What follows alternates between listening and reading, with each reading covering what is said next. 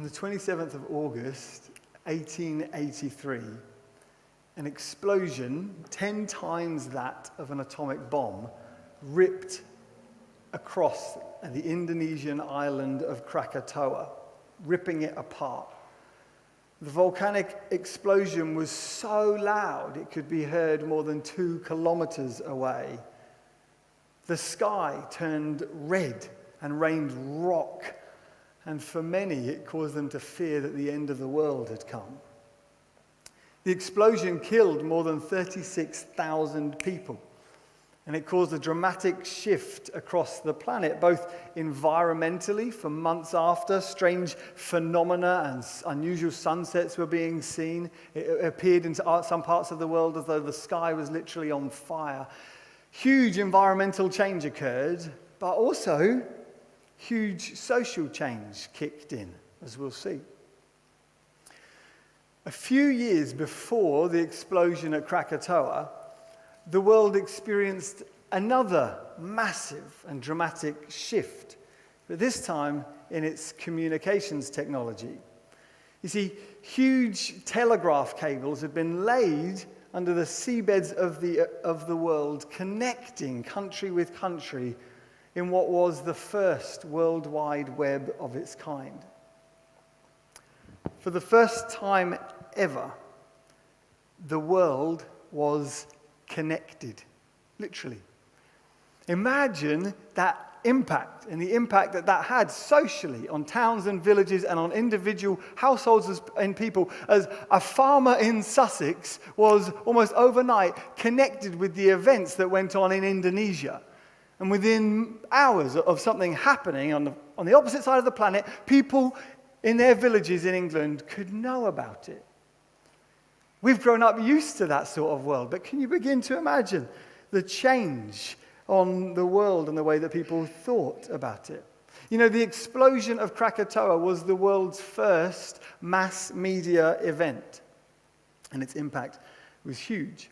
The historian Tom Standage, he says that the information the telegraph supplied was like a drug to businessmen of the day who quickly became addicted to the information they could have. But like all drugs, that drug had a side effect. That drug kept people in a constant state of excitement and intrigue without what they used to have, time for quiet and time for rest. There was always information, always new news.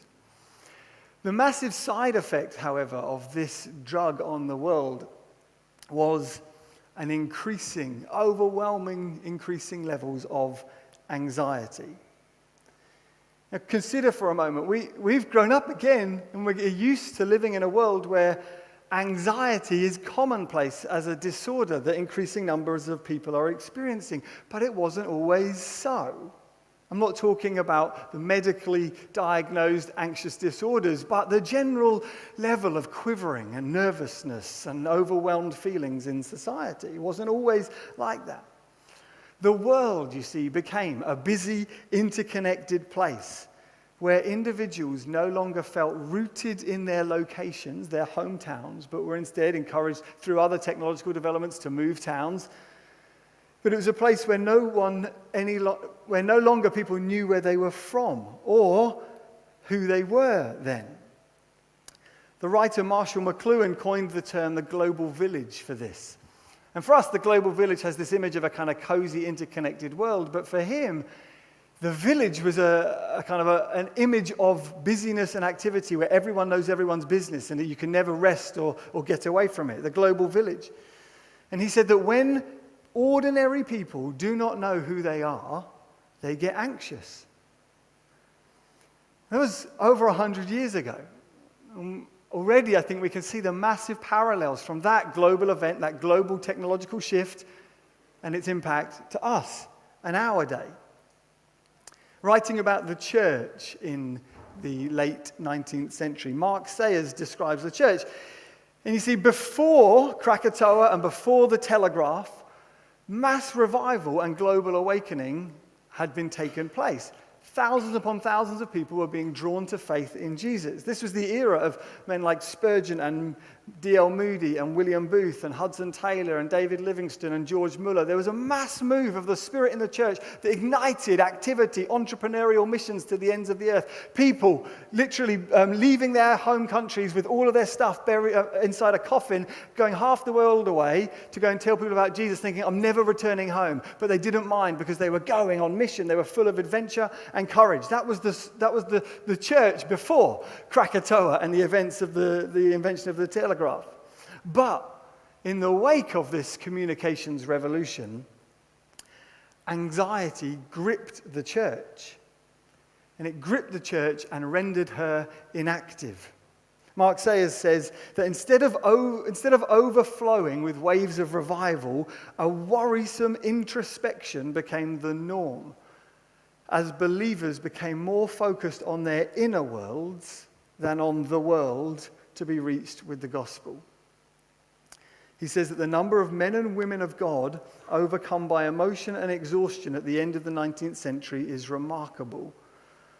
Or another writer says, Christians were slowly suffocating in an atmosphere of introspection and gloom. The reason this is a problem for the church, always has been, is because some of Jesus' final words to his followers were these: go into the ends of the earth and make disciples of all nations. Jesus' last commands to his apostles were, go, embrace uncertainty, risk, danger, poverty, hardship, go. And what did they do? They went. They offered their necks to the sword and their bodies to the lions in the Colosseums, but they went. In a dangerous and desperately poor society, they left all of their worldly means of security and went, full of faith, to tell people about Jesus. That still happens today, of course. A friend of ours, a man named Andrei Bodorenko, who oversees churches in Ukraine that are part of our family of churches. I was on a Zoom call with him and some other pastors several months ago, and he was reporting on the impact of the war and the crisis in the first few weeks. And he said, we're seeing this in the Ukrainian church as an opportunity to plant churches because we're having to leave, and so wherever we settle, we're going to plant churches. That doesn't sound like a church gripped by an introspection, a nervousness, and a worry. But I would say of the church in the West, in the UK, at least as I see it, there are high levels of worry, of exhaustion, of immobility, and of comfort. We turn to our Sunday services for therapy rather than for a rallying cry for mission. We come to be healed and made whole, and there's nothing wrong with that, but that becomes our primary focus, is it making me feel comfortable? Is it helping me deal with the disquiet in my soul? And of course, in a noisy, busy, over-connected, anxious society, we need places that are sanctuaries, so I'm not decrying that. But the spirit of the church is not one of, come, let's just nurture and hide away, but it's instead, let's heal as we go on mission. Martin Lloyd-Jones, in his typically direct and fiery prophetic manner, preaching in the 60s and 70s, he said this: never forget the pride and arrogance of the church in the 19th century. Behold her sitting back in self-satisfaction, enjoying her so-called cultured sermons and learned ministry, constantly denying the spirit of the New Testament. Never forget the pride and arrogance of the church in the 19th century. At the end of the 19th century, off the back of huge revival, the church just settled and said, oh, this is us then. Everyone's a Christian, aren't they? And they tried to Christianize their country and make Christian so-called laws that could change the country, forgetting that the gospel cannot reach the world through creating laws, but instead through individual hearts being changed. I was talking to Deborah in the week, and we were just reflecting on the crisis that many of us are facing when it comes to the rising cost of living. And she said, of course, growing up in Brazil and in many countries, central heating is not a given. And so it wouldn't be uncommon, of course, in the winter for them, they would expect to go to church with coats and blankets because they're going to be cold because there's no heating. And I thought, I can't ever see us in the West settling for that level of discomfort. I'd rather stay at home, thank you. Now let's turn to Psalm 18. What is to be done? What is the Lord saying to us as a people? What does renewal look like in our day? This psalm is like a testimony of celebration that someone might share on a Sunday, isn't it? They stood up, they might stand up and say, hey, guess what? All this amazing stuff's happened in my life. God's done this and this and this, which is what he's doing. He's saying, God has done this and this and this for me. It's amazing. He's defeated enemies. He's given me rule over strangers. The other nations are bowing down before me. They're taking orders from me because of what God has done in my life. David could stand up on a Sunday and would say, wonderful, David. We'd clap and we'd cheer and we'd say, yeah, isn't God good? The danger when you hear a psalm like that or a testimony like that is you can think to yourself, and it's very easy, we all do this, good for you. Or, it wouldn't happen to me. Or, I wish that would happen to me. And in doing that, we miss some of the key markers and the key laws, operating principles that I think David shows us from God's kingdom. David is writing this. I didn't read this out, but it says before the psalm in our Bibles, it says, a psalm of David, the servant of the Lord, who addressed the words of this song to the Lord on the day when the Lord rescued him from the hand of all his enemies and from the hand of Saul. David, his experience as a young man defeating a giant, who doesn't do that? Young man defeated a giant, being anointed as king, that happens to everyone, right? And then incurring the wrath and jealousy of an older man who already was king and didn't want David to be king. You can understand that. But the result of that was that David was forced out of his community in exile, on the run, in fear for his life. David, a young man full of promise and promises. God had said he's going to be king. And what does he find? Not a kingdom to command, but an enemy to flee from, a sword and an arrow to dodge. That was David's early life. And David spent a lot of his early life in the wilderness, on the run, literally for his life. The wilderness as a theme occupies a lot of the Bible writer's attention. It seems to be an environment, barren landscapes that God uses to work great miracles in his people. We experience, and sometimes as Christians we go through difficulty and we might say, I'm going through a wilderness experience. It's familiar to us. And sometimes that word wilderness, it can become a bit rosy and romantic and glossy for us because we think, the wilderness. Jesus went into the wilderness. The Israelites wandered in the desert, and we think, not for us. We've got all the promises of God. We've got the Spirit's presence. But nevertheless, the wilderness is a barren place, an isolated place, a place where David lived under constant feelings of shame and humiliation, having been rejected. That's not rosy. You can just throw those words out there, rejected, shame. And we go, oh yes, okay. But for some of us, we know the pain of that, of feeling as though we can't look our loved ones in the eye because of what we've done. Or of not feeling we can return home or go to that place we used to go to all the time because we've been rejected by them. It sticks to your skin, doesn't it? You live with constant feelings of, shame, alienation, fear. You feel embarrassed, you feel awkward. Being made redundant is an experience of wilderness. Losing friendship is an experience of wilderness. Loneliness is an experience of wilderness. David spent a lot of his early life on the run, hiding in caves. For most of us, life is about trying to build our homes and try to become more prosperous. That can end up becoming the main goal for much of us. I just want to have a more prosperous life and a more comfortable home. Well, David, as a young man, finds himself hiding in caves, not top on the list of locations that people seek after on Rightmove. But listen to what he says in verses 4 and 5. He says, the cords of death encompassed me. The torrents of destruction assailed me. The cords of Sheol entangled me. The snares of death confronted me. He's relaying an experience of near suffocation and strangulation, feeling as close to death as he could be. And it's here, in this place, verses 4 and 5, that he discerns a key law. That in deserts produce dependency.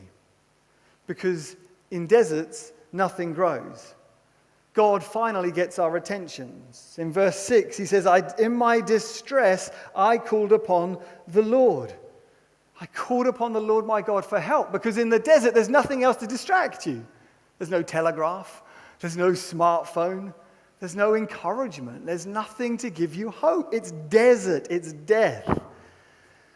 And as Christians, if we're to learn the truth of what Jesus said when he said, I am the bread of life, and if we're to learn the truth when Jesus said, I will give you rest for your souls, and when he said, none can snatch you from my hand, those are things that really we can only learn fully in the wilderness. We may have thought that connection or information leads to mastery of the world. But actually, the more information you have, often the more anxiety it reveals, because it exposes your smallness and your weakness. Or we may have thought modern science can solve all the problems, or modern economics can get rid of all possible issues that we might encounter, or we might have thought war in Europe will never be a possibility again. We can end up putting our dependency elsewhere in the systems of the world and in the gifts of one another and of human beings. The deserts produce dependency, and they turn theories of God's love and goodness into realities. I'll never forget, a year or so ago, I was talking to someone who'd lost a baby in infancy, and we spent a long time discussing, and I was listening to how he processed that crippling experience.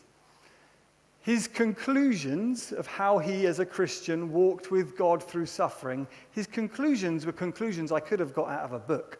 And he could have read them in a book. He probably did read them in a book before he walked through that wilderness. But when you live in the desert for long enough, the things you've read in the books, the theories that you've heard the preachers or the singers and the church people share about, they become real to you because they become the only lifeline you've got. And the truth becomes your truth. So key law number 1 is that deserts produce dependency. Key law number 2 that we see from David in Psalm 18 is that it is God's presence that becomes our peace and nothing else. In Psalm 23, David famously writes, "The Lord is my shepherd, I shall not be in want." And he says, "He makes me lie down in green pastures." He makes me lie down in green pastures. To which one writer, a man named Philip Keller, who was a shepherd in East Africa for many years, reflecting on this psalm and his experience as a shepherd, he said, "Sheep are naturally anxious creatures. Nothing so quietens and reassures the sheep than to see the shepherd in the field." That's why Jesus, when he spoke to his apostles at the end and he said, "Go into all the world and make disciples of all nations," but he didn't leave it there. He said, "Go, and I'll be with you always." Because it's his peace, his presence that gives us peace. Let me read verses 1 to 3 of Psalm 18 again. "I love you, O Lord, my strength. The Lord is my rock, my fortress and my deliverer, my God, my rock in whom I take refuge, my shield, the horn of my salvation, my stronghold. I call upon the Lord, who's worthy to be praised, and I'm saved from my enemies." The Lord is my strength. He's my rock. He's my fortress. He's my deliverer. He's my rock in whom I take refuge. He's my God. He's my shield. He's the horn of my salvation. In just 3 or 4 sentences, David's given us 8 images of who God has become for him. All of them images of strength and safety. He learned that God's presence is his peace. We must remember the person writing this was a warrior. He goes on to describe defeating his enemies, which wasn't metaphorical. He was a fighter. He was tough. His body bore the scars, not just of shepherding, but of fighting baddies, of having knife wounds and sword cuts on his skin and scars from a rough life lived on the hills and in battle. David, a warrior, is now tender. He's been tenderized. Listen, I love you, the first three words. I love you, my strength, is what he says. There is authority and there is tenderness in David. I love you, my strength. He's a fighter. He's been tenderized by the fight. You know when you want to tenderize a bit of meat, you whack it a few times, don't you, with something and pepper and rub it in and hit it again, and at least I do. You hit it and you bang it and you're trying to tenderize meat. Maybe I'm not supposed to do that, but I enjoy it. You hit the meat to tenderize it before cooking it. Life often tenderizes you. It's hard. It hits you. It pounds you. You're going to face trouble, Jesus said. But the purpose of it all is to make you not just tender so that every time someone says anything you fall apart, but you're tender to his presence because you learn it's his presence that is my peace. It's the only source of hope and help I've got. And that's what happened to David. A fighter who learns to find refuge not in his strength, but in God. Again, a young man with rippling muscles, full of confidence, says, my strength is not in my body, in my power. Even as a king with the power to command a nation, my strength is not in my authority. It's I love you, Lord, my strength, he says. And then lastly, the key law, another key law. So we've had deserts produce dependency. We learn that his presence becomes our peace. And in trouble, his salvation becomes our story. In verses 6 to 12, David describes in poetic language God fighting for him, coming down from the heavens, the breath from his nostrils blasting his enemies away, rocks being split apart, God riding on the wings of angels, like coming to rescue like a deliverer. It's poetic, it's metaphorical, it's full of image to convey God is fighting for him. But what I notice as well from verse 33 onwards is this doesn't read like your average biography. You know, the biographies on our shelves is, I did this. And this happened to me, but I did this. I overcame. And here's some tools that I've learned to help you overcome so that you can be a winner like I am. Here, learn from me. I'm strong. You can be strong. But David says this. Who's God like our God? He made my feet like the feet of a deer. He trains my hand for war. You have given me a shield. You gave me a wide place. I pursued my enemies, but you equipped me with the strength for battle. You made those who rise against me sink. You made my enemies turn their backs. They cried for help, but you didn't answer them because you're on my side. You delivered me, he says. You. His story is God's salvation of him. And he understands. Yes, I fought, but it was him. It was God. Yes, I acted, but it was him all the time. His salvation becomes our story. The most defining thing about you is not your past or what you've done. It's his salvation and his love for you and his rescuing of you. As I read yesterday, someone tweeted a beautiful sentence. They said, your suffering does not define you. His suffering does. He suffered for you. He offered his neck to the sword and his body to the cross so that you could be saved and forgiven. And now that becomes your story, your legacy. I said that today was about renewal. It's about pointing us to our only hope for renewal, the only hope that we have. Being busy cannot save you. Talking over your problems with friends or even a counselor cannot save you. Finances won't save you. Locking in a good deal with the utilities company early won't save you. They'll just change it. Having a full cupboard of food ultimately won't save you. Having the perfect spouse who meets all of your needs won't save you. Now, those things are good, and they are gifts, and we need them, and I pray for them for you, and I want them for us as a people, but they are not our salvation ultimately. Your kids being well-behaved, emotionally well-balanced, won't save you or cure you from some of the shame and fear that you feel. Renewal is not found in those things. Renewal is found in him. becoming dependent on him, discovering that his presence is our peace, and learning that his salvation ultimately is our story.